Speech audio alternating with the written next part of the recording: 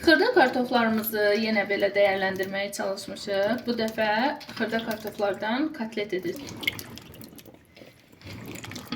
Bu qədər kartof üçün təxminən 4-5 ədəd orta ölçülü soğan lazım olacaq. Kartof və soğanı birlikdə ət maşınından keçirəcəyik.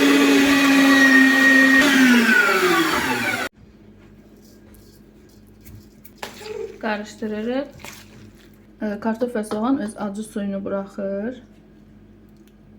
Gördüyünüz kimi. Və biz onu süzəcəyik. Kartofu süzürük.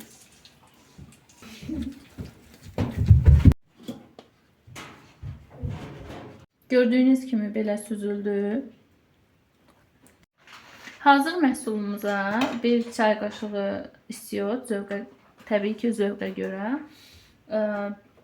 1 çay qaşığı yarım sarı kök, 1 xörək qaşığı duz, 2 yumurta, 2 xörək qaşığı un qatacağıq.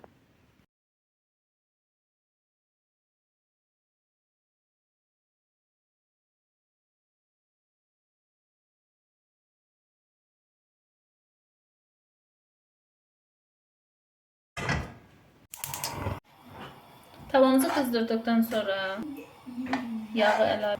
Yağ dağ olduqdan sonra məhsulumuzdan götürüb belə kotlet formasına salıb